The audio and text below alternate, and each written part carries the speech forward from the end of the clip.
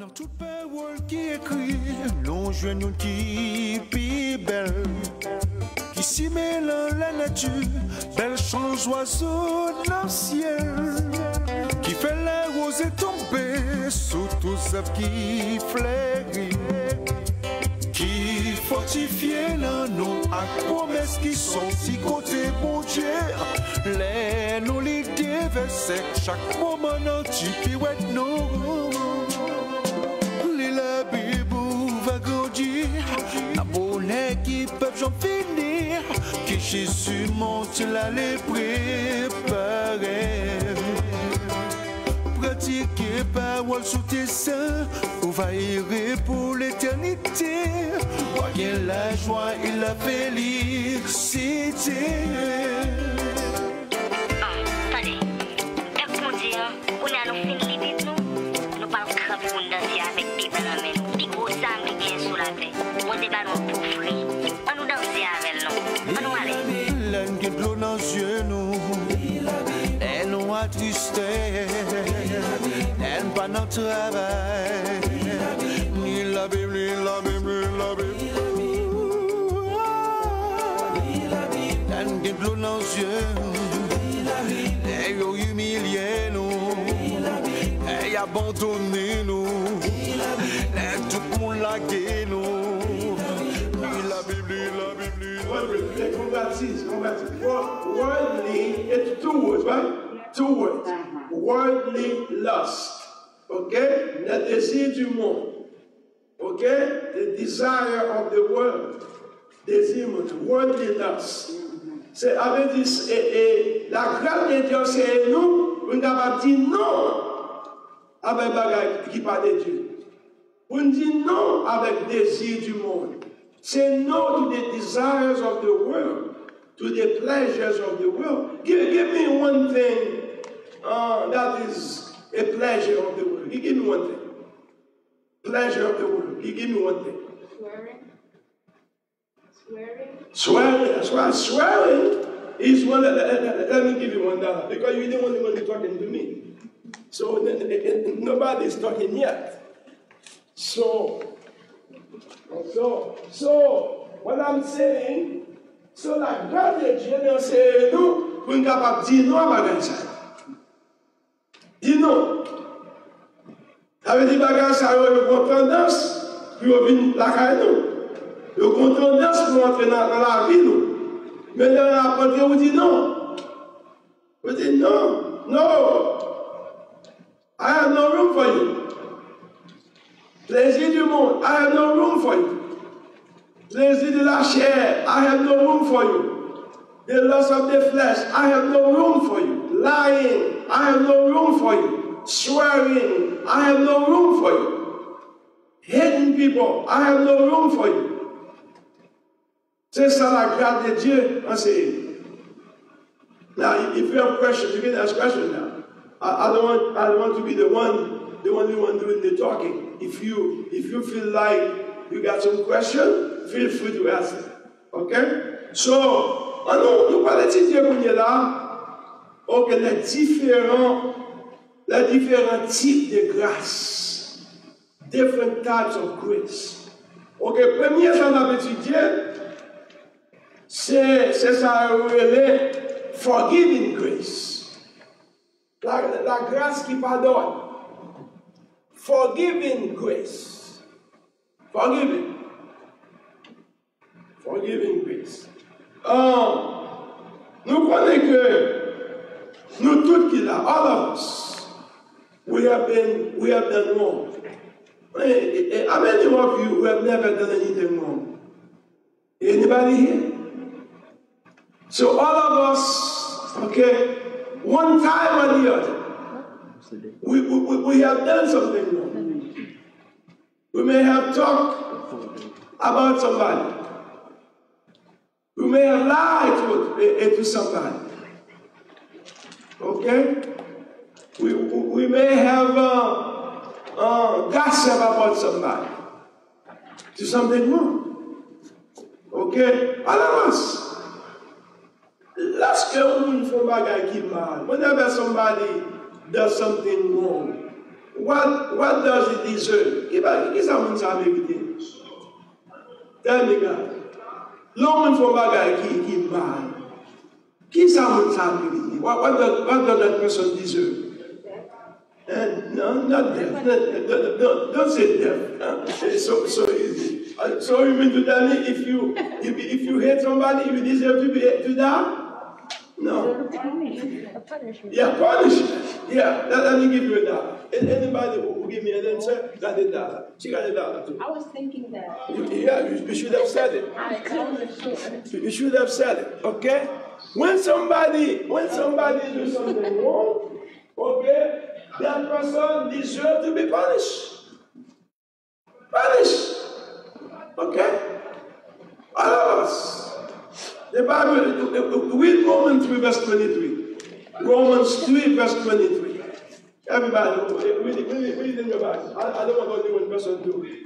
Open your Bible. Romans 3 verse 23. And I want you to remember those verses. Romans 3 verse 23. For all have sinned and fall short of the glory of God. Okay, for all have sinned. Do you know what all means? What does all mean? That means everybody. Everybody has sinned. Because we have sinned, we come short of the glory of God. In other words, because we have sinned, we cannot really enjoy the presence of God, the power of God. God doesn't really mingle with us. Because God doesn't really take pleasure in sin. All have sinned. So if all have sinned, that means all of us were guilty, right? So what did we deserve? Punishment. Now, punishment. What kind of now? What is the punishment of sin? Death. Death. Now, we're talking. The punishment of sin is death. Can you give me a verse? Can you give me a verse? There is a verse for that. There is a verse for that, for the punishment of sin. Who knows? Because I'm going to give money tonight. What is the wages of sin? Give me a verse. Some verses you're supposed to know. They put on l'évangile, give verse I could recognize. That's what I'm saying. Oh, Romans 6 verse 23. Okay, for Romans 6, what did you say? Romans 6 verse 23. No, not Romans 6:23, that's what you said. What does it say? The wages of sin is death. You get it in your Bible. You're supposed to know it in your heart. You're supposed to know it in your heart. Those verses, Christian people are supposed to know them. There's two verses in the Bible that all of us are supposed to know. Romans 3:23, Romans 6:23. I want to mark it in your Bible. Romans 3:23 says, all have sinned and come short of the glory of God. That is the first one. And the second one is Romans 6:23. For the wages of sin is death. Le salaire du péché, c'est la mort. Ça veut dire, résultat, conséquence, péché, c'est la mort. You got to know those verses, guys. Christian people, we're supposed to know them. Okay? For the wages of sin is death, and the Bible says, but the gift of God. The gift of God is eternal life. Car le salaire du péché, c'est la mort, mais le don gratuit de Dieu est la vie éternelle en Jésus-Christ. Okay, on est mettre là, c'est mon anglais. Okay, what does Romans 6:23 say? Everybody together. For the wages of sin is death. Go ahead. For the wages of sin is death. Let's say it again. For the wages of sin is death. Let's say it again. For the wages of sin is death. Okay, but the gift of God is eternal life. Let's say it together. Romans 6:23. What does it say? For the wages of sin is death, but the gift of God is eternal life into Christ Jesus. Okay? Okay, again. For the wages of sin is death, For the wages of sin is death, For the wages of sin is death. but the gift of God But the gift of God is eternal life is eternal life. through Christ Jesus. Now, I want you to say it, jump, to say it just like you mean it. Let's say it again. Romans 6:22. What does it say? For the wages of sin is death, But the gift of God is eternal life in through Jesus Christ. Go ahead. One more time. For the wages of sin is death. For the wages of sin is death. Is eternal life through Jesus. On va répéter, mon cher. Faut répéter. These are the things that we're supposed to know. Supposed to know those things because we are Christians. There are the verses you and I are supposed to know. It's not only to tell you that you got to give me the verse. Romans 6:23. One more time. Romans 6:23. What does it say? For the wages of sin is death, but the gift of God is eternal life in Jesus Christ. To Christ Jesus, to Jesus Christ. Okay. So you see, because of sin, so what did we deserve? Death. À cause du péché, nous devons mériter mourir. Mais là, pas de mourir, il va parler seulement de la mort physique, non? Parce que le monde qui est dans Jésus, même leur mourir, c'est pas mourir. People who are in Christ, even you die physically, but you're not dead. You're not dead. The only thing that seems to be dead is your body. Because your body goes to the ground. But yourself, which is a spirit, a soul. See? Because all of us, we are a spirit, we live in the body. The body is the house that you live, Jonah. And Jonah, on the inside, you are more beautiful than you are on the outside. Beautiful on the inside. If you could see Jonah on the inside, you will be amazed. If you could see him on the inside, you will be amazed. We are beautiful on the inside. Because the spirit that we are, we look just like God. And God is beautiful. God is beautiful. He has a very good appearance. When people look at him, he's so bright, full of glory. And the Bible said we were made in his own image. We look like him. The only thing we are covered with the body. This is the envelope that we live in. That's the house we live in. But this house is not going to keep us forever. Well, it's not. You see, Brother Bate was with us. So he gone. The body that he was living in, that body went to the ground, went to death. But Brother Bate is living in heaven. He's in heaven. I can wait, to meet him there sometimes one day. Okay? So let's go back. We know the wages of sin is death, but the gift of God is eternal life in Christ Jesus.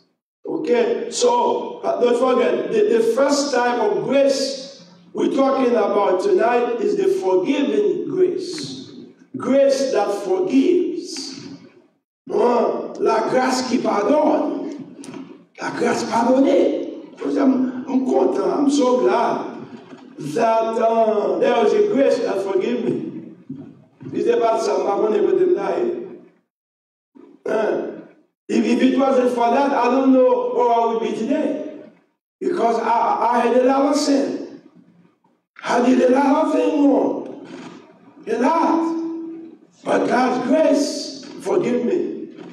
Give me a better chance. Give me a first chance, second chance, third chance, fourth chance, fifth chance. Give me so many chances so that I could live for him. And that's what he does for everybody.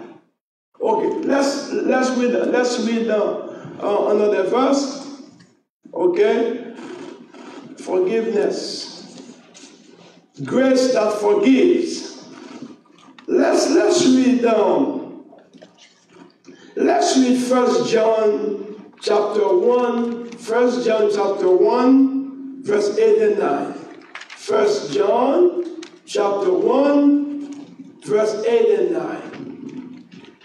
1 Jean chapitre 1er, verset 8 et 9. He was not that right, but was sent to bear witness of Are you sure that's it? Are you sure? Say that we have no sin. Yeah, that's right. 1 John. If you say that you have no sin, go ahead. If we say that we have no sin, we deceive ourselves. Deceive ourselves. And the truth is not in us. Yes. If we confess our sins, He is faithful and just to forgive us our sin and to cleanse us from all unrighteousness. Okay, in other words, we cannot say that we do not have sin. If we say that we do not have sin, we're deceiving ourselves. Si nous disons que nous n'avons pas de péché, nous n'avons pas menti. We are lying to ourselves. Then he said, but if we confess our sin, il nous confesse péché nous. Qu'est-ce qu'on a fait? La Bible dit comme ça, les fidèles, les justes, pour le pardonner nous. The Bible says he is faithful and just to forgive us. And so glad that God is faithful, he is just to forgive you. And so glad. Est-ce qu'on va compter sa majorité que mon Dieu fidèle à c'est pour qu'il va pardonner nous? Il est fidèle. And so glad therefore that God is faithful enough to forgive you, to forgive all of us. He's faithful and just. So let's think about the word faithful. What is faithful, guys? What is the definition of the word faithful? The word fidèle. What is it?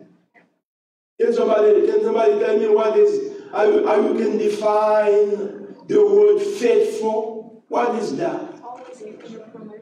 Huh? Always keeping your promise. Always keeping your promise. I will take that, but I need something more stronger. If I don't get nothing else, I'll give you some money. Faithful. What is faithful? Just no. Faithful. Faithful. Yes, faithful, yes, is somebody you can depend on. Somebody, whenever he gives you his word, he will keep his word. And she said it. In other words, if he said that I'm going to be with you, you can really get some money on him, he's going to be with you. If he said he's coming at 10 o'clock, he will be there at 10 o'clock. He is not somewhat like some of us. We think that if we have an appointment with somebody or with the church, they just start at 10 o'clock, doesn't it? And we leave home at 10 o'clock. We're not going to get at 10 o'clock, right? If the service starts at 10 o'clock, then you leave home at 10 o'clock. You think you're going to get here at 10 o'clock? No. But God is not like that. If he tells you, Jonah, I'm going to be there at 12 o'clock, he's going to be there for you. If he tells you when you're in trouble, Jonah, I'm going to be with you, he's going to be with you. He ain't going to lie to you. So this is the definition of somebody who is faithful. Okay, I can depend on him. He is reliable. Okay, he is trustable. I can trust him. He will not let me down. He will trump him. Okay, so not only he is faithful, he is just. What is the word just? He is just. He is just. Quelle est la définition du mot juste? Just. Just could be righteous. Okay, righteous. Okay, right. This is something. We give me a synonym. I want an explanation of the word just. Something that is right without any defect, without any wrong in it. Okay? It's something that is just. God is just. He has no wrong in him. He's just right. He's faithful and just to forgive us. To forgive us. Okay, so let's read this verse again.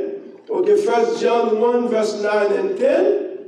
Everybody together. If we say that, if we say that we have no sin, we have deceived ourselves. Is that what he says? It says if we confess our sins, we have to. The 9th verse said that. Now we start from the 8th verse. If we say that we have no sin, we have not sinned, we deceive ourselves. But if we confess our sin, He is faithful and just to forgive us and what else? What else? He's faithful to forgive us and what else? And to cleanse us from all unrighteousness. Okay, not only He will forgive us, but He will cleanse us. Cleanse us from all unrighteousness. All unrighteousness. Okay? So this is the forgiving grace of God. Forgiving grace of God. So, talking about grace that forgives. On a parlé de la grâce qui pardonne. And c'est ça qui est vraiment important. Ça qui est amazing. What's so amazing about the grace of God? He does it, it's free. It's free. He doesn't ask you to give Him any money for it. He doesn't ask you, you got to do something for me now, in order for me to give it to you. Oh, pour grâce à, faut faire pile bagaille. Faut monter le monde, faut faire pèlerinage. Faut prier en pile. No, that's not the way God gives His grace. Everything that God gives us is through faith. Tout ça que mon Dieu parle, c'est par la foi. Par la foi. In other words, if God said it, even before you see it, si mon Dieu dit, mais avant qu'on ou quoi? Ou quoi? Parce que tu sais, pour me capable from well. No. You got to believe it first before you see it. Ou Dieu quel avant qu'on You know why? Because God did not lie. Bon Dieu va faire mentir. Ça veut dire, si bon Dieu dit, ma baoule, ou pas besoin de non? Parce qu'on a dit que bon Dieu est fidèle, que bon Dieu est juste. You understand that, Jeremiah? You don't have to see. Because you trust God as being a faithful God. You trust Him as being a just God. Because He said it, that's enough for me. Il ne va pas mentir. This is what a lot of people will have a problem with. Do you know what happened? They are living right here. People are living in the head. Peut-être nous pas de problème parfois. On prend la rationaliser là. La fait logique là. On y va faire sens pour nous là. Everything is going through right here. Because we do not understand it, therefore we reject it. Ma comprenez? À cause ça, ma façon pour me rejeter, parce que c'est là que nous vivons. So what we're supposed to live is right here in our heart. This is the part of us that resembles God. C'est parti ça qui semble avec mon Dieu, l'esprit nous. L'esprit nous, parce que l'esprit nous est fait dans l'image de Dieu. Comprenez? Et la Bible dit dans le proverbe que l'esprit c'est la lampe de Dieu. C'est le moyen par lequel bon Dieu est éliminé nous. Bon Dieu communique avec nous. Il va parler là. Parler là. Ça va parler là. That's where the enemy talk to you. Right here. Put a lot of trust in your mind. A lot of doubt in your mind. A lot of reasoning. Raisonnement dans la tête, non. Raisonnement. Il va faire sens. Okay, so let's go back. We're talking about the forgiving grace. La grâce qui pardonne. Okay? Car la grâce, mon Dieu, mettez mon Dieu dans une obligation, dans une position pour pardonner nous. Il pardonne nous. Il va demander nous pour nous payer.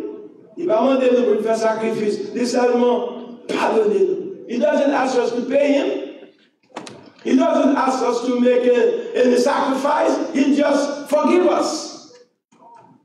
So now, après qu'il m'a donné au bout de là, pour montrer qu'on apprécie ça faire, after he has forgiven you, and to show appreciation of what he does for you, then you begin to serve Him. You serve because of being so grateful. Ou reconnaissant envers lui, dit, pour bon Dieu sauver comme ça, pour bon Dieu délivrer comme ça, pour bon Dieu retirer comme ça, je ne vais pas servir. Et pour ça, c'est mon Dieu. So because he saved you, then you are so grateful for what he done for you. So you serve him. Ben, on est mon là, on gagne là dans yo, que pas jamais faire pour papa. Je pas jamais faire pour maman. Mais gagne depuis papa vini, on gagne, faut aider papa, faut parfois lui retirer soulier dans pied papa, lui chercher quelque papa. Papa va dans le salon, mais à cause il apprécie papa pour ça papa fait. Il apprécie papa, est-ce que papa son bon papa? On va lui attacher à papa. Ça veut dire, lui servir papa, c'est pas papa manger. C'est la différence qu'il y a entre bon Dieu et Satan. This is the difference that there is between God and Satan. Nous servons bon Dieu à volonté. Nous servons Satan par force. Tu vas servir, il m'a cru. If you don't save me, I'm going to break your neck. C'est ça le dit. Je ne suis pas servi, il m'a tué.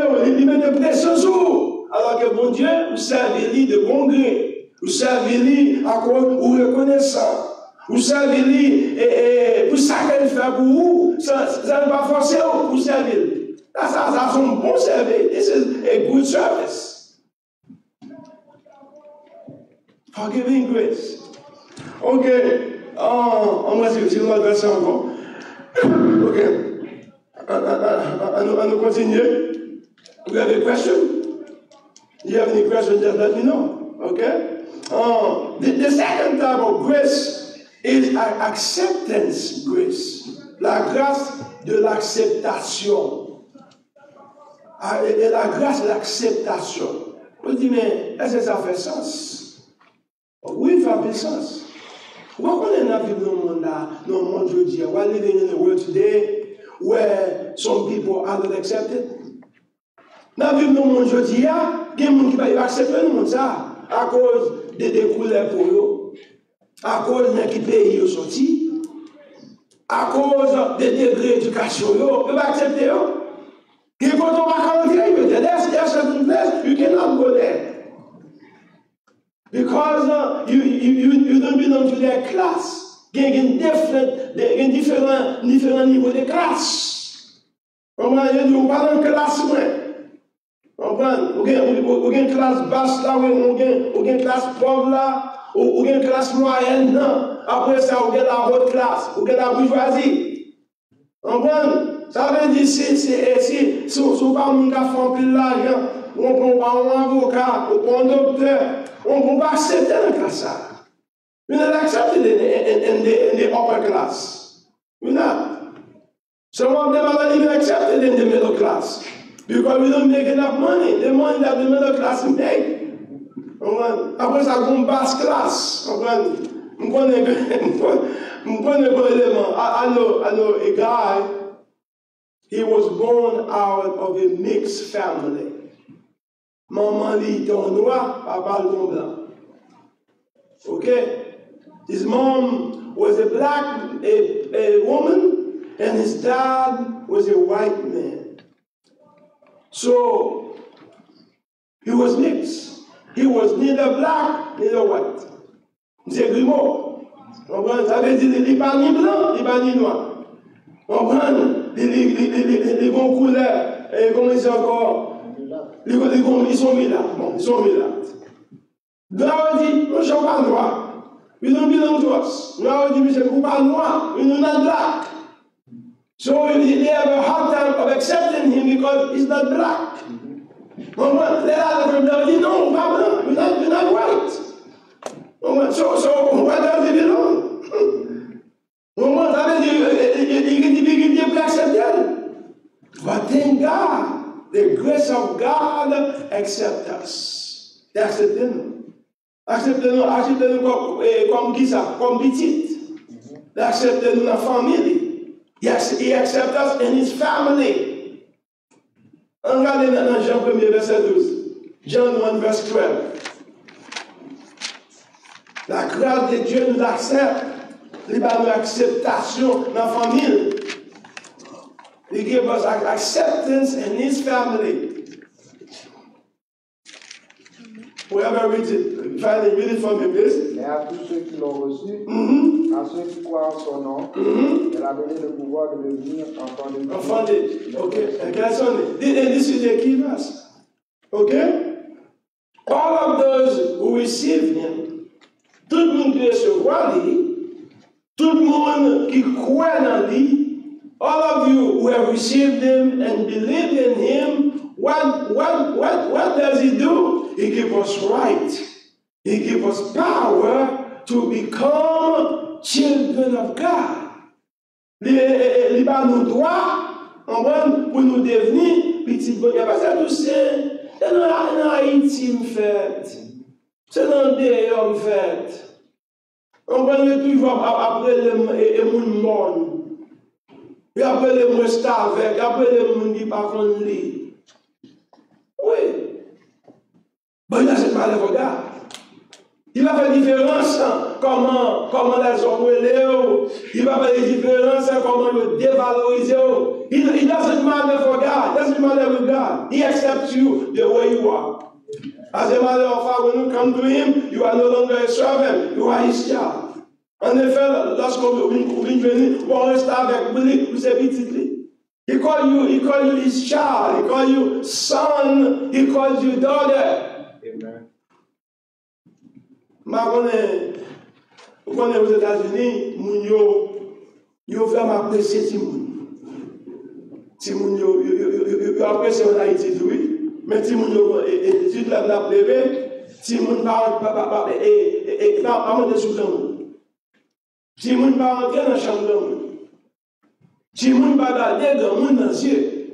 On va dire qu'il dit ça que nous dégaine. Donc, you don't go to the bedroom. The bedroom is for adults. We don't belong there. You're not supposed to go in the bedroom without them calling you in there. Mais ici, it's different. And the United States, it is so different.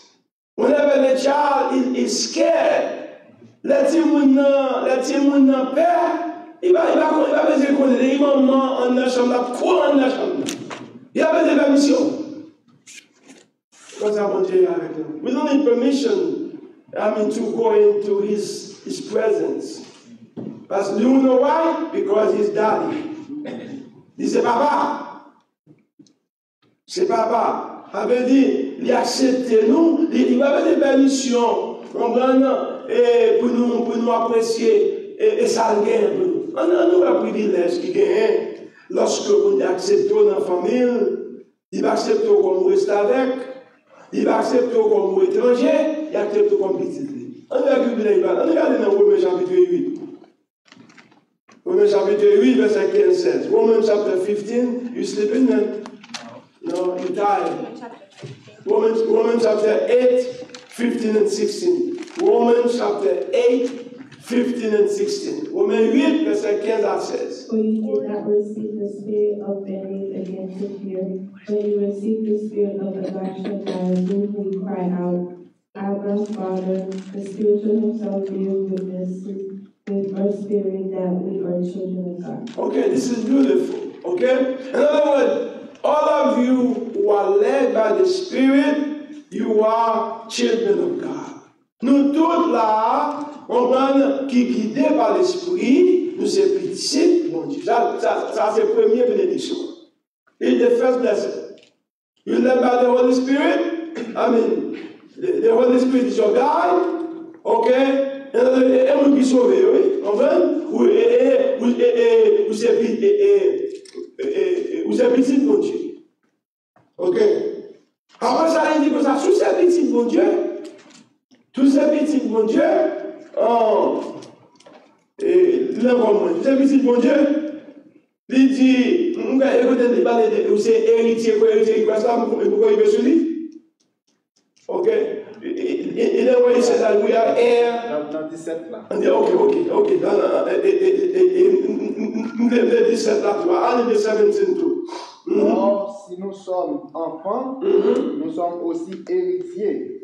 Héritiers de Dieu et co-héritiers de Christ. Ok?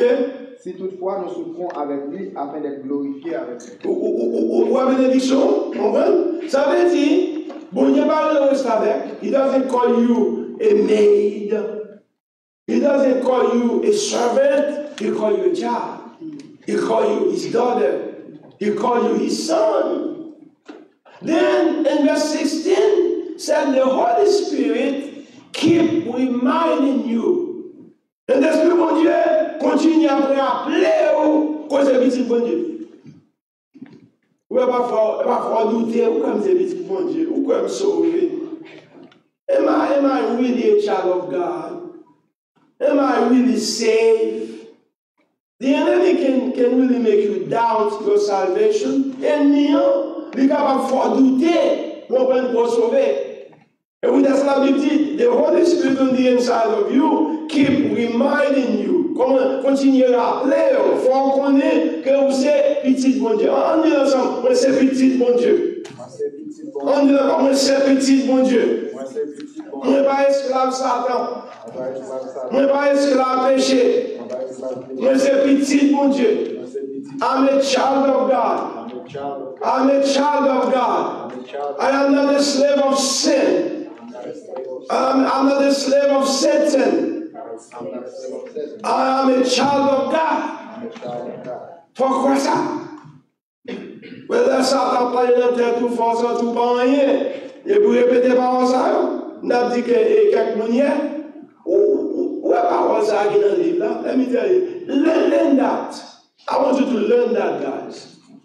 The word of God that is on the pages of the book, if he stay there, he won't do you no good.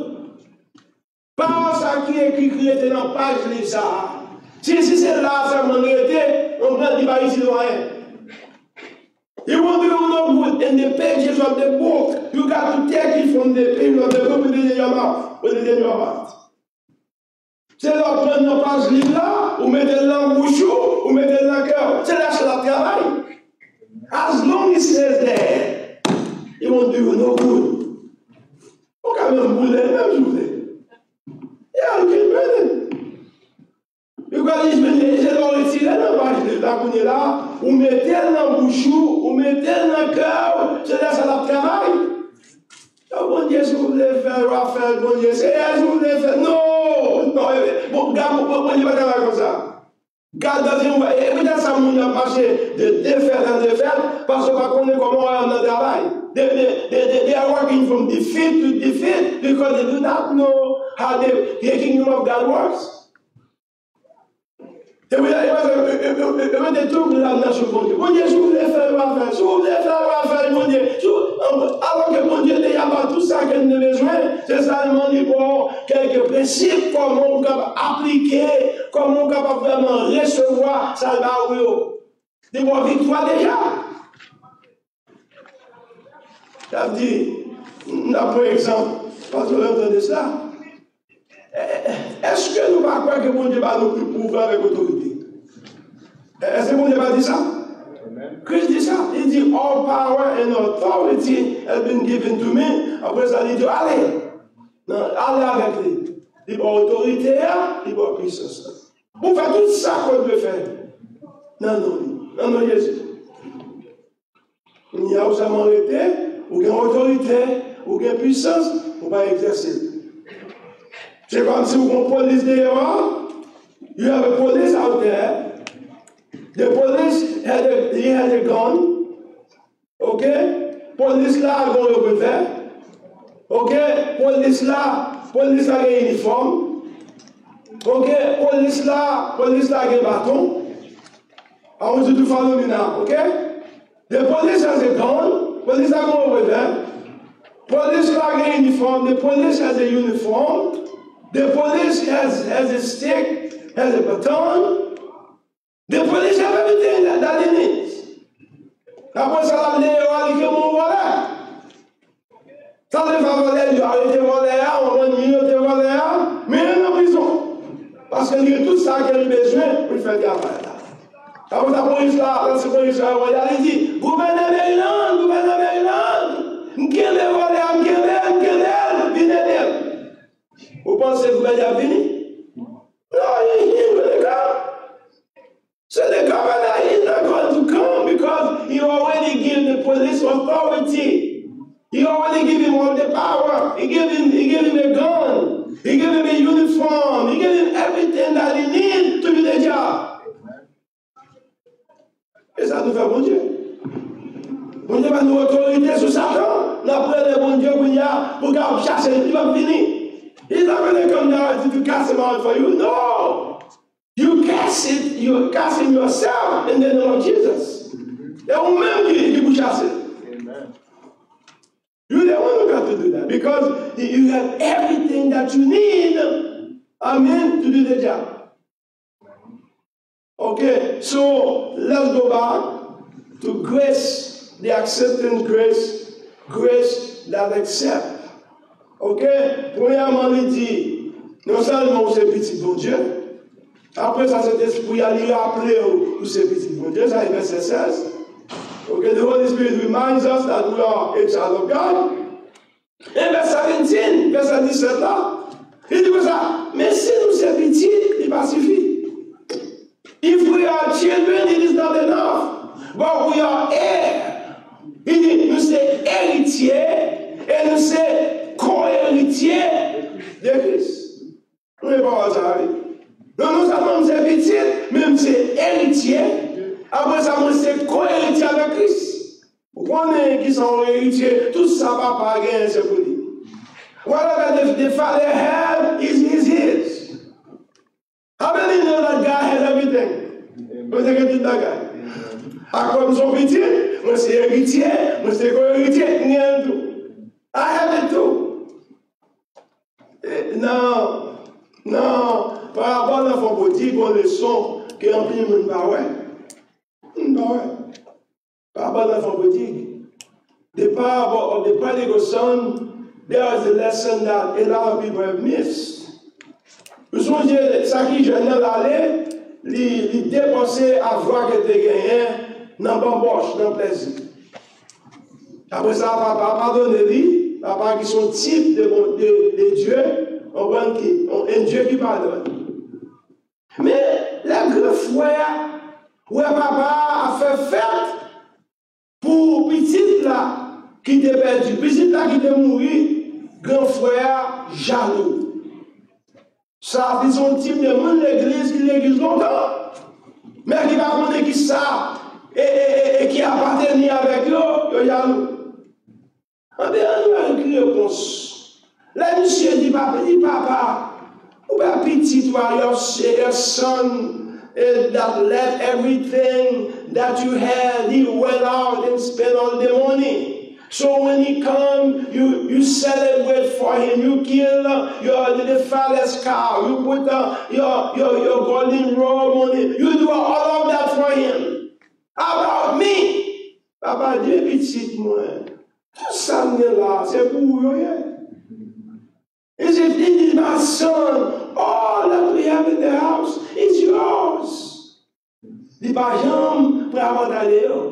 Alors que pour Dieu dit oui. Il va jamais. Et quand il y a mon Dieu qui va prendre avantage de ça que mon Dieu est pour vous. Ou bien il a parlé au vieux moins. Nous ne sommes pas bombardés. Au vieux moins. Vieux haïtien mieux. On va parler des vieux. Il va parler et pour mon Dieu, on bon bagaille. On va bouiller bouchio. On va pas de discipline. On va talk about themselves any kind of way. On va dire qu'on va parler avec orgueil. Mais on ne peut pas essayer à bénimiser des comme ça. Dévaloriser des comme ça. On va comme ça. Comme on peut comme ça, on belle école. D'accord. L'école, ça, lorsque Marc Mr. Kelly, moi, on peut faire coûter $15. $15 avec un petit mouchoir avec lui. This tie cost me about $15. But do you know who put value on this tie? Voilà qui est-ce qui bat l'école ça valait? C'est moi. Parce que moi, dit, cause ça, il méritait $15. On a les $15, je paye pour les prendre. Tout le temps, je vais acheter, après de là, jusqu'à ce qu'on achète. Mais the value, I put value on this tie. I would not let anybody take it from me because I put value on it. They could get $15. It cost me $15. Okay? Because of that, I'm not going to throw it away because it cost me money. Parfois, parce qu'il coûte de l'argent. It's the same between you and God. God is not going to throw you away because you cost him himself. You cost him his life. Bon Dieu mette valeur sur parce qu'il paye plus gros prix qu'elle te gagne pour l'acheter. Après ça, nous ne prend rien. Après ça, nous ne pas de valeur. Oh, I have no value. And at the same time, God already put value on your life. Amen. So, il accepte nous dans la famille. Ok? On répète avec moi. I'm a child of God. I'm a child of God. I'm a child of God. I am not a slave. I am not a maid. I am not a no good thing. I am a child of God. I am accepted in the family of God. God is my daddy. God is my father. God loves me. You got to believe that. Believe that. Ou accepter la famille. L'autre côté qu'on va accepter, mais thank God when you accept me. Okay, so you see what the acceptance grace does for you. He accepts you and his family. Let's see another type of grace. Okay? A grace that allows God to live on the inside of me. Grace that allows God to live in me, to live on the inside of me. Grâce qui permet que bon Dieu habite dans moi. Do you know that God dwells on the inside of you? Il habite en dedans. Il habite dans l'esprit, il habite dans le cœur. Non. Dans l'Ancien Testament, le peuple a découvert que bon Dieu, il est là tout le temps. Ce soir, il est dans mon montagne là, lié. On va ici, je vais monter dans mon montagne là, je vais venir. Alors que dans le Nouveau Testament, on va habiter là. Ça va minimiser le fait parce que l'ancien, mais ça me dit confident, c'est que là, it lives in me. On va dire que résidence dans moi. Dans ce testament, lorsque prière a été priée, prière a été priée pendant la prière descend, et Satan a bataille avec ange là, pour protéger pour cela. La Ancien Testament. Mais dans le Nouveau Testament, prière pas besoin de monter en l'air. Fais pour passer mon Dieu là. He's already here. Il tendait à me prier. Prière m'a bloqué dans l'air. Ça, c'est une grosse révélation pour moi. Une grosse révélation pour moi dans la prière que Dieu donne. C'est une big revelation for me to know the grace of God allows Him to live on the inside of me. He's on the inside of you, Jeremiah. Wherever you go, He's right there. He's right there, Deborah. He's on the inside of you. That's where He lives. Un contexte. 2 Corinthians 13, verset 5. 2 Corinthians 13, verse 5. 2 Corinthians 13, verset 5. Qui ça me dit? La grâce qui permet bon Dieu habiter dans nous. Ok? Grace that allows God to live in me. Examinez-vous vous-même pour savoir si vous êtes dans la foi. Éprouvez-vous vous-même. Ne reconnaissez-vous pas que Jésus-Christ est en vous? Amen. À moins peut-être que vous ne soyez éprouvé. Okay. In other words, we need to know that Christ is in you. Okay? Reconnaissez-vous que Christ est en vous. 2 Corinthians 13, verse 2. Verse 5.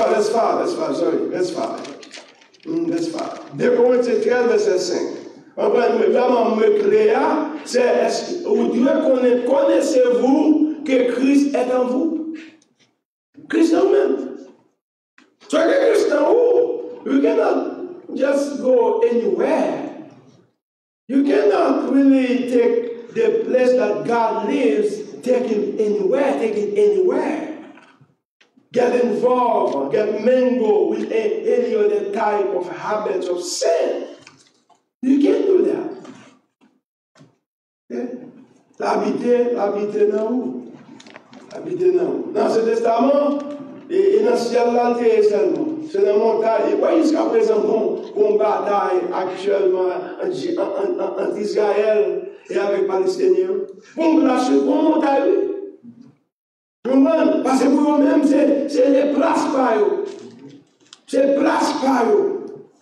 On va y avoir bataille pour un territoire qui on dit c'est pour eux lier. Bataille pour lier. Ok? Il y a pour eux lier.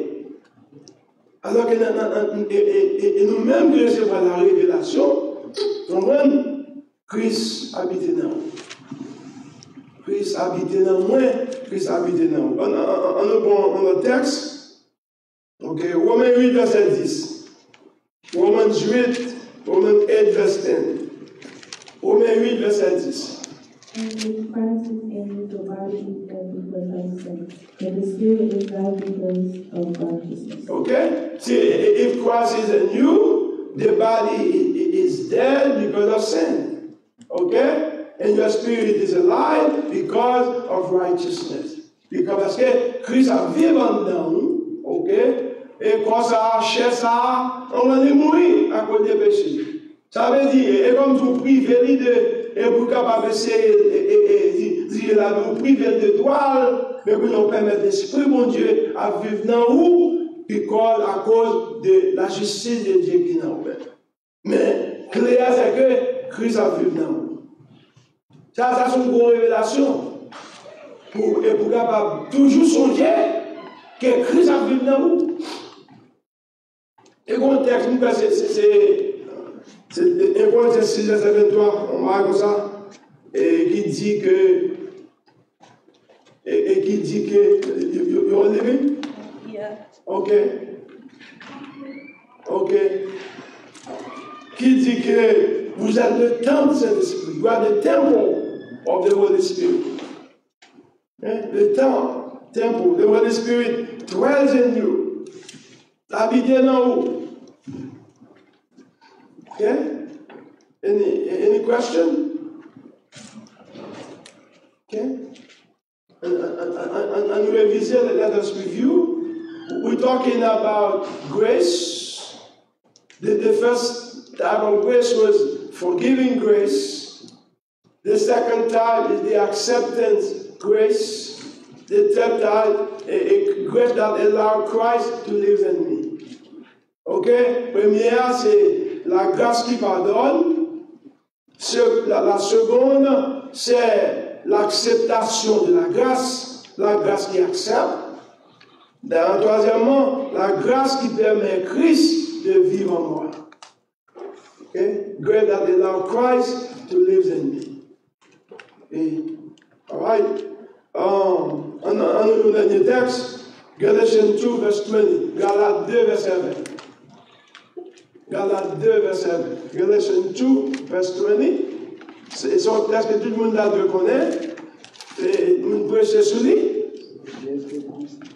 Il est crucifié avec Christ. Je suis crucifié avec Christ. Si je vis, ce n'est plus moi qui vis, c'est Christ qui vit en moi. Ok.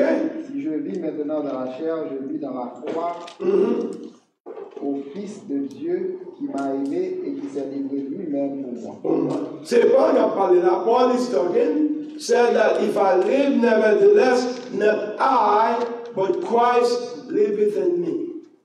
Ça veut dire, ma vie pour nous là, et pas moi qui vivre. Mais c'est Christ qui a vécu dans moi. En d'autres termes, Paul est comme si il prend une détermination pour ne pas permettre Paul de diriger la vie encore. He's determined that Paul is no longer going to to control his life anymore. In other words, Paul démissionné, pour c'est pas lui-même qui est capitaine de la ville encore. He's no longer the captain of his life. So he said that because Christ is living in me, so Christ is doing the living. Christ is doing the guidance. Christ is making the decision. In other words, wherever Christ leads me, that's where I go. Whatever he said, do, that's what I do. Because I am démissionné pour ne pas capiter la vie encore. C'est Christ qui vit dans moi là. Hein? C'est comme si au petit machine là, si machine là, pas aucun mouvement. Tout le temps moteur, c'est pas les mêmes qui mettent la vie dans les mêmes dans la machine qui a fait marcher. C'est moteur qui là, comprendre qui a fait mouvementer. C'est moteur qui a pris actif. Et sans moteur, machine la prête immobile. Comprendre? Il va pas la vie dans lui. Without the engine, the truck is immobile. He's unmovable. There's no life in it. He's not active. He's inactive. So, ça fait la vie là, oui. Quand il y a sur ma vie, il va me vivre encore, mais c'est Christ là. He's the Christ living in me. Okay?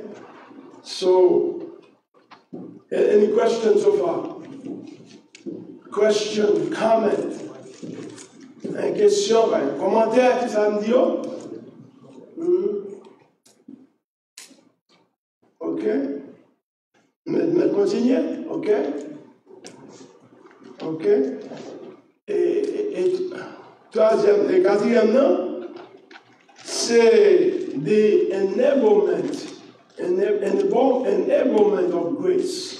La capacité de la grâce.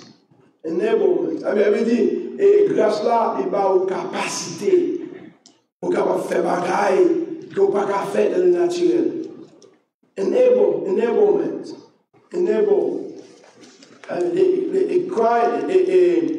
The grace enable me.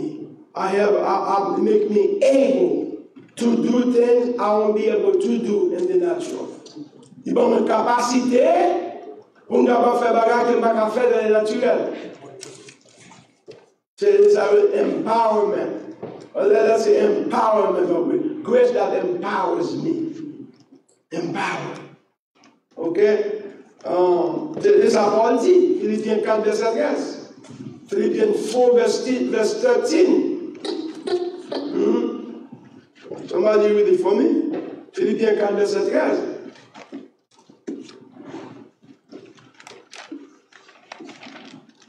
Go ahead and read it in English. After that, somebody read it in French for me. Philippiens 4, verset 13. Ok, in French first, et puis tout par celui qui me fortifie. About the English one. I can do all things through Christ who strengthens me.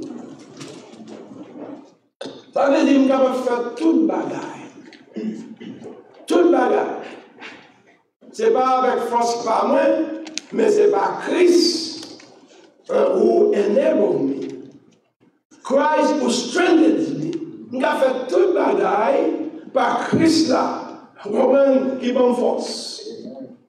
Par Christ là qui me capacité. Par Christ là.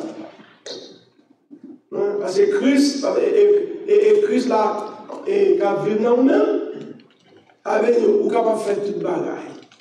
Péché pas capable de dominer sur nous encore. Satan pas capable de dominer sur nous encore. Et menace que vous faites, pas qu'à faire rien encore. Là où c'est bon à faire garder.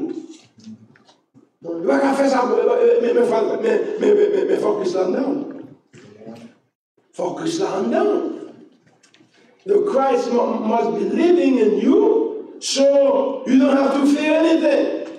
Mon gars va former menace. Yo capable de menacer. Yo capable de c'est bon. They can say whatever they want, but Christ living in you, and there's nothing you cannot do. Christ a vécu dans nous-mêmes, avait dit pas rien pour pas faire. Et pas nous-mêmes qui fait non, mais c'est les gens qui dans nous-mêmes. On a dit, Saint-Jacques hier soir, pendant que nous avons dit Somme 91. Donc, au niveau de la monde qui reposait, on prend et c'est que les gens qui demeuraient en bas, brut on avait dit, ils reposaient en bas de bras du puissant. On avait mot qui a dit attention, on prend qui demeurait en bas, très haut. C'est le mot, très haut. Ça veut dire que plus haut que toute bagaille qui va attaquer. Is higher than anything that comes against him. Is higher, the plus haut. Plus haut que tout. Tout vieux bon Dieu qui gagne, toute puissance qui gagne, on prend petit roi, on prend petit magie qui gagne, on prend bon Dieu, non plus haut parce que tout. N'a dit mon Dieu, n'a dit la fin dernière. Et la fois dernière, mon frère, j'ai capté de là, j'ai constaté sur Facebook. Monsieur, on m'a sorti dans l'île à New York. Malgré la mission là, j'ai dit aux frères, petit frère, mon cher, on connaît, et ma soeur dormir, on aime bien gros degré. Mais ça n'a rien, quand même, un petit temps, on va penser au bagage, ça va appeler pour faire le ministère. Je dis que ça? On dit bon, plus que puissance là, on gagne. Soit on dit, bah, pitié, mon cher. C'est pas bien ça de pire, on a besoin de moi là. Il dit, ah, vous avez la bêtise. On n'est pas bêtise. Ça nous a ça. Avec des bons dieux, pas nous les pire que moi là. Avec des si nous gagnons tout, on va besoin de moi encore. On va bien dire qu'il démarre bon. Et ça me dit, ça me quoi? Observe mon Dieu qui est trop puissant. On dit pire, passé. On prend les pires que magie, on prend les pires que monga, les pires que poudre, les pires que devin, les pires que tout. It's higher than all. Et je l'ai observé. Non seulement ils ont dit inside of me, la vie dans l'âme. Après ça, pour me perdre, ça m'a attiré moins. Et la Bible fait moi, no weapon formed against me shall prosper. Pas une âme qui forge contre moi, mon grand est capable de prospérer, capable de réussir. Il y a sans effet. Toutes les âmes qui forgent contre moi. On dit ça de façon de faire pour capable nous, d'intimider nous. On prend de faire nous peur. Depuis l'intimider, il faut appel pour. Et ça l'appelle CFF. Depuis l'intimider, on va trembler. On va résister contre lui, on va les prendre. La Bible dit ça, résister au diable. On va résister, et elle a couru pour. Résister contre lui. Dis pas comme ça, non, pas qu'il droit sur moi. Parle avec autorité, nous garantissons la courir. La courir. Mais c'est la forte paix, la forte entrer dans le coquillou. Il dit, là. Mais on connaît que mon you know who you are in Christ. C'est petit, mon Dieu, il y a autorité, il y a capacité, la vivre dans nous-mêmes. On peut les pardonner, les accepter dans la famille. On a toute la bagaille qui fait Satan pas qu'à bêtiser avec vous. Parce que les yeux ouvrent pour que connaissance de la vérité. Et la raison pour laquelle nous avons besoin de faire tout effort pour capable prendre une parole là. Et on a des textes qui vont finir. Philippiens chapitre 2, verset 12. Philippiens 2, verset 12. Ainsi, mes bien-aimés, comme vous avez toujours obéi, travaillez à votre salut avec crainte et tremblement, non seulement encore en ma présence, mais bien plus encore maintenant que je suis absent. Ok, il ça là. Car c'est Dieu qui produit en vous le vouloir et le faire de son plaisir. Ok? Ou là, c'est pas qu'on parle avec l'église Philippe là, pour l'histoire que nous de Philippian Church. Il dit ça, now, just like you obey God in my presence, I want you to do it also in my absence. Même si on obéit pour Dieu dans la présence, on va c'est pour obéir aussi, même là. Ça veut dire, mon Philippe, On va aider avec nous. Il avec nous. Et tout autant pasteur, là où pasteur a bien sous cher, m'a fait ça le dire. M'a bien écrit parce que si je ne vais pas pasteur Babi, m'a fait dire moi, si je ne vais pas faire ça, pasteur Babi. Paul dit que ça ne va pas faire ça à cause moi là. Pas agir à cause moi tout agir. Mais c'est pour faire le même absent. Après ça, dans le verset il dit, c'est Christ, c'est bon Dieu, qui a agi dans vous, qui a pour désir, qui a pour désir, et qui a pour capacité, qui a pour faire plaisir. Et lui-même, nous avons pour désir, qui a pour faire, il va forcer, Nous avons libre désir pour faire, libre aussi capacité. On prend le bon vouloir et le bon moyen par lesquels vous pouvez faire. On dit, mais, ou comme qualité et comme péché, ou comme qualité et comme force, ou capable. Parce que la bon vouloir pour capacité, la bon vouloir pour capable faire plaisir, et la bonne capacité aussi pour capable faire. Il a demandé, pas du coup, ça fait, moi, je fais lui mon bout contre tout. He don't say that you can do it, but you are alone, you are by yourself. No. He wants you to do it, but he's going to do it on the inside of you. C'est volontaire. He needs the will. Alléluia. C'est ça. C'est ça que nous chantons. Bataille là, c'est pour l'éternel. Pour qui ça peut être comme? Il est là, mais c'est minutes. On sert là, moi, ça me finit. La grâce qui libère. Grace that set you free. La grâce qui libère, grace that set you free. Grace that give you freedom. Grâce qui donne liberté. Galates 5, verset 1. Galatians 5, verset 1. C'est le dernier texte qu'on a pris. On va faire quelques prières de confession à soi. C'est pour la liberté que Christ vous a affranchis. Demeurez donc ferme et ne vous laissez pas mettre de nouveau sous le joug de la servitude. Il encore moins. C'est pour la liberté que Christ nous a affranchis. Demeurez donc ferme et ne vous laissez pas mettre de nouveau sous le joug de la servitude. La servitude, okay? Read in English for me. Yes, in English. Galatians 5, verse 1. Galates 5, verset 1. Stand fast, therefore, in the liberty by which Christ has made us free, and do not be entangled again with the yoke of bondage. You see what he said? See, Christ has set you free. Bon Dieu, libérez-vous. Christ libérez-vous. Mais pas retourner encore. Et l'esclavage de l'autre.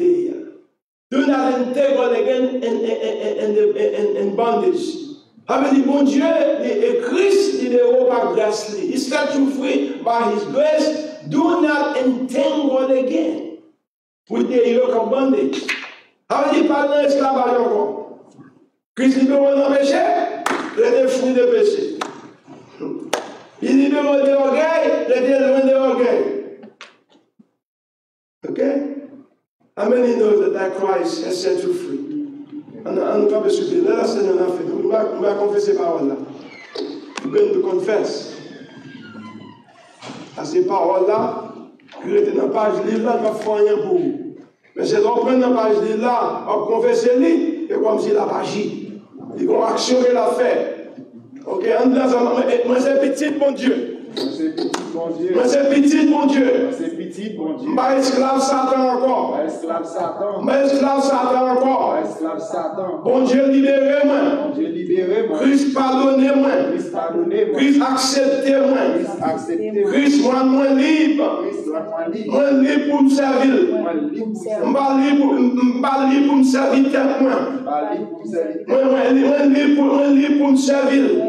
Église pour servir. I'm a child of God. I'm a child of God. I'm a child of God. I'm a child of I God. am no longer a slave. I'm no longer a slave. I'm accepted in Christ's family. I'm accepted in Christ's family. I'm free to serve Him. I'm free to serve. I am free to serve Him. I'm free to serve. I am a child of God. I'm a child of I God. am not a servant of sin. I'm not a servant of I sin. am not a slave I'm anymore. not a slave. I am free to serve God.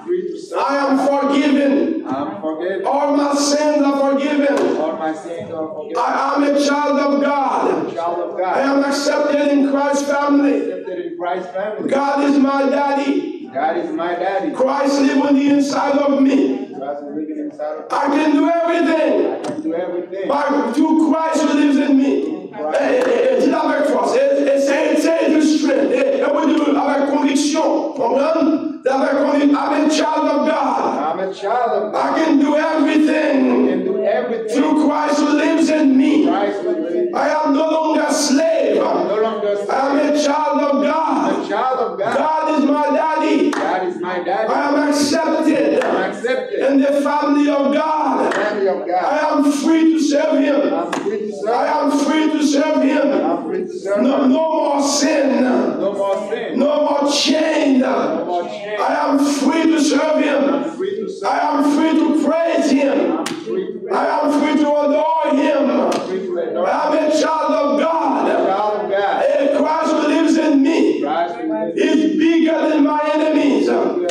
It's bigger than my problem. Bigger than my It's powerful than everything that comes against me. power and everything will come against me. I can do all things I can do all things. through Christ who strengthens me. Christ will Je peux faire toute la gagne. T'as fait toute bagarre. Par Christ qui donne moi force. Christ qui donne force. Christ va vivre dans moi.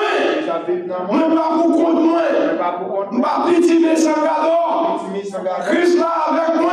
Christ là avec. Ma marche de victoire en victoire. Les victoires. Victoire c'est pour moi. Victoire c'est pour Tout ennemi yo. ennemi. Je peux tomber devant. Tomber devant. Tout ça qui contre moi yo. C'est pour tomber devant. Tomber devant. Tout ça qui forge contre moi. Tout ça qui forge contre Yo sans effet. moi. Sans effet. Toute langue qui parle contre moi. Langue qui parle Me condamner yo. condamné. Au nom de Jésus. Au nom de Jésus. I'm a child of God. I'm a child of Me God. enlève tout le temps. Enlève tout Me temps. bas en bas. Me pas en bas. M'a triomphé. Triompher. Victoire c'est pour moi. Victoire, c'est pour moi. Au nom de Jésus. Au nom de Jésus. Satan me déclaré. Satan déclare. Ou anathème. Ou anathème. Me libre tout mon frère. M'a que chaîne sous moi. Péché sorti dans la vie. Jésus dans la Me libéré. Me libérer. Pour me servir mon Dieu. Servir mon Dieu. Au nom de Jésus. Au nom de On nous va pour Dieu gloire. On nous va gloire. Alléluia. Il faut croire par ça. Ouais, confesser. On nous peut s'en aller vers moi. Moi, déméré. On va abrir moi reposer. On va l'homme plus puissant. Moi dit, bon Dieu, c'est vous-même qui faites grâce.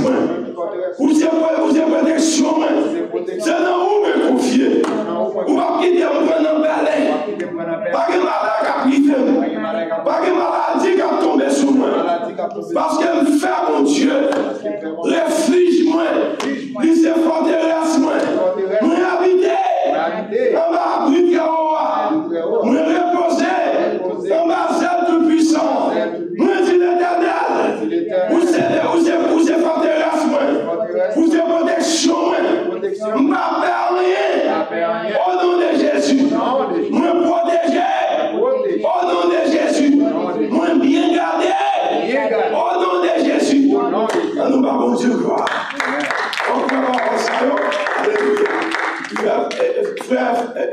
Frère, dit qu'on va faire prière finale pour nous et la mot de bénédiction. Merci Seigneur. Alléluia. Dieu est fort, Dieu grand, Dieu puissant dans les combats, nous bénissons, nous exaltons, nous merci pour l'amour, merci pour grâce. Merci Seigneur Dieu puissant du fait que tu permets que nous là, Seigneur Dieu, à soya, pour que nous te réunis ensemble, pour nous apprendre la parole de Dieu. nous connaissons l'importance de la parole là, nous connaissons Seigneur Dieu puissant et la grâce là, qui privilège que nous avons là-dedans et qui ça le fait pour nous-mêmes, lui sauver nous, lui pardonner nous, lui libérer nous, lui permettre que bon Dieu habite en dedans nous. Nous disons bon Dieu merci d'être que là en dedans nous. Nous disons bon Dieu merci d'être là avec nous. Nous disons bon Dieu merci d'être que permettre que nous soyons héritiers et nous sommes co-héritiers de Christ. Nous disons bon Dieu merci pour parole qui apprend nous plus fort. Nous disons merci pour parole qui apprend nous plus jambes. Nous disons merci pour parole qui apprend nous et devant ennemi nous pas qu'à tomber, qu'à nous dans toutes les circonstances que nous y sur chemin la vie. Nous disons bon Dieu merci pour toute bagarre. Nous disons merci pour chaque monde qui était là à soi, chaque monde qui apprend qui choye et nous croyons que bon Dieu a toujours avec nous. Nous croyons que bon Dieu a toujours gardé afin que, eh bien, ennemi n'a pas de pouvoir sur nous-mêmes. Nous disons, bon Dieu, merci d'être que nous sommes là, et donc nous prenons la caille, nous demandons que le protéger nous, que le guide nous, que le kembe nous, et même sous cabane, côté nous aller, Seigneur Dieu, puissant nous dormir, et que Saint-Esprit, mon Dieu, couvre nous, que le envelopper nous avec manteau de grâce, afin que, Père de miséricorde, nous bien cachés en bas forteresse, que nous bien cachés en bas tout roche, côté regarder nous. Au nom de Jésus, nous prions. À lui seul soit la gloire au siècle des siècles. Amen. Que bon Dieu bénisse nous. Alléluia. God bless you guys. God bless you. God bless you. Okay.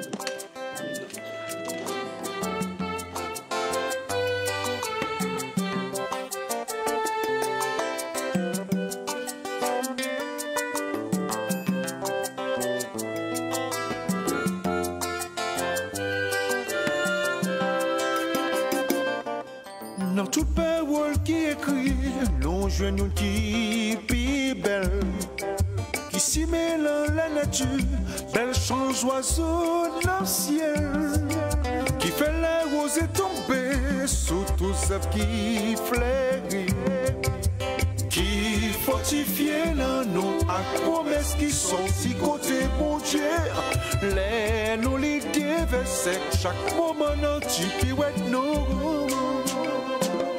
La Bible va grandir, la bonne qui peuvent j'en finir, que Jésus monte là les préparer.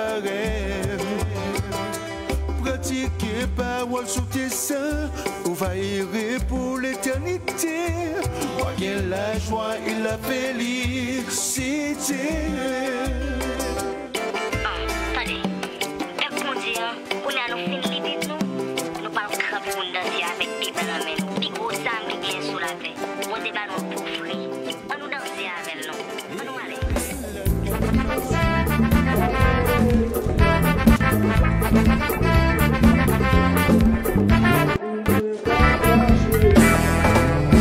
Au but la sortie non mon père qui se Biblia, qui voulait dire un livre, qui fait connaître côté sorti côté nous est à côté nous aller. Yo divisé l'un des portions anciens à nouveau contrat. C'est livre ça qui fait conséquent pour tout chrétien qui a besoin de bon Dieu.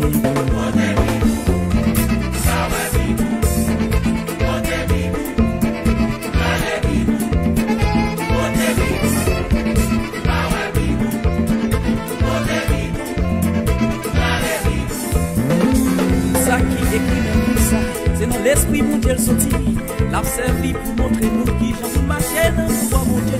On salait l'ennemi en campé, nous pas camper avec parole là. Parole ça qui va nous victoire sous toute bataille qui va camper devant nous.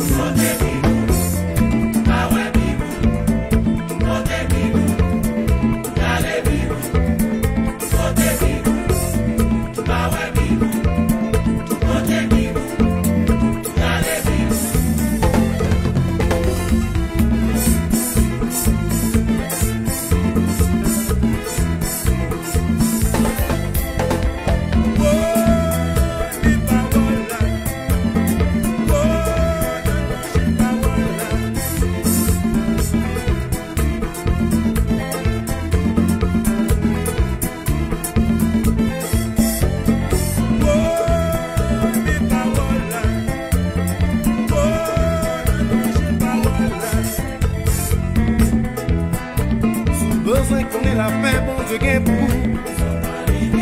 Besoin qu'on ait qui sont vivre en sainteté. Besoin qu'on ait richesse, bon Dieu gagne pour vous. Besoin qu'on ait bonheur, bon Dieu gagne besoin qu'on ait l'amour, bon Dieu gain pour vous. Besoin qu'on ait la paix, bon Dieu gain pour vous. Besoin qu'on ait richesse, bon Dieu gain pour vous. Besoin qu'on ait onction, bon Dieu gain pour vous.